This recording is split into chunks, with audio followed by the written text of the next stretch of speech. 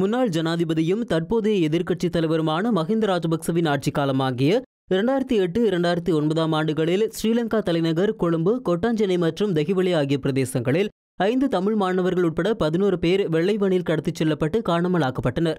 இந்த விவகாரம் தொடர்பிலான வழக்கு விசாரணை கொழும்பு மேல் நீதிமன்றத்தில் இடம்பெற்று வருவதோடு ஸ்ரீலங்கா கடற்படையின் புலனாய்வு பிரிவு அதிகாரியான லெப்டினன்ட் கமாண்டர் சந்தன பிரசாத் ரெட்டியாராய்ச்சி, கடற்படையின் முன்னாள் ஊடக பேச்சாளர் கமாண்டர் DKP தசாநாயக்க உட்பட சிலர் கைது செய்யப்பட்டுள்ளனர். இது தொடர்பான வழக்கு விசாரணை நேற்றைய தினமும் கொழும்பு மேல் நீதிமன்ற மேலதிக நீதவான் ரங்கதிசாநாயக்க முன்னிலையில் நடைபெற்றது. விசாரணைகளின் போது அட்மிரல் வசந்த கர்நாகொட கடத்தல் சம்பவம் இடம்பெற்ற காலத்தில் கடற்படை தளபதியாக இருந்த நிலையில் அவரிடமும் விசாரணைகளை செய்யவிருப்பதாகவும், சந்தேக நபர்களின் வாக்குமூலங்களுக்கு அமைய அவருக்கு எதிராக குற்றப்பத்திரம் தாக்கல் செய்து வழக்கு தொடர உள்ளதாகவும் குற்றவியல் விசாரணை திணைக்களத்தின் திட்டமிடப்பட்ட குற்றங்களை தடுக்கும் பிரிவின் பொறுப்பதிகாரி போலீஸ் பரிசோதகர் நிசாந்த சில்வா மன்றில் குறிப்பிட்டிருந்தார். இந்நிலையில் அட்மிரல் வசந்த கருணாகொட விரைவில் கைது செய்யப்படலாம் என்ற தகவல்களும் வெளியாகியிருந்தன. இந்த நிலையிலேயே தன்னை கைது செய்வதற்கு எடுக்கப்படும் முயற்சிகளுக்கு எதிராக இடைக்கால தடை உத்தரவை பிறப்பிக்குமாறு கோரி அட்மிரல் வசந்த கருணாகொட உச்சநீதிமன்றத்தில் அடிப்படை மனித உரிமை மீறல் மனு ஒன்றை அண்மையில் தாக்கல் செய்திருந்தார்.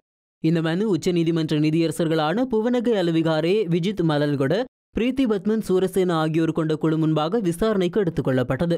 மன்றில் முன்னிலையாகியிருந்த அட்மிரல் வசந்த கருணாகொட சார்பிலான சட்டத்தரணி ரோமேஷ் டி சில்வா, நீதிமன்றத்தில் முன்னிலையாவதற்கு அட்மிரல் தயார் என்றும் நீதிமன்றின் அனுமதியின்றி வெளிநாடு போவதில்லை என்றும் தெரியப்படுத்தினார்.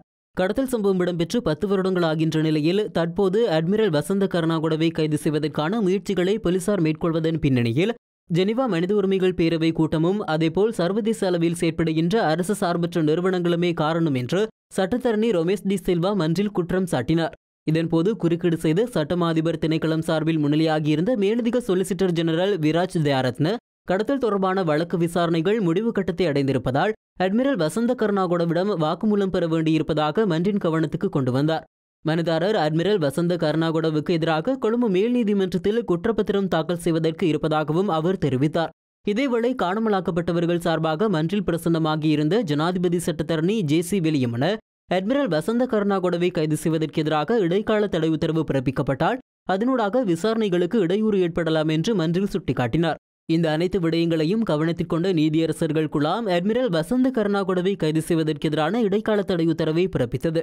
அதேபோல வாக்குமூலத்தை வழங்குவதற்காக எதிர்வரும் 11ஆம் திகதியான திங்கட்கிழமை காலை 9 மணிக்கு குற்றவியல் விசாரணை திணைக்களத்தில் முன்னிலையாகும்படி அட்மிரல் கருணாகொடவுக்கு உச்சநீதிமன்றம் உத்தரவிட்டுள்ளது.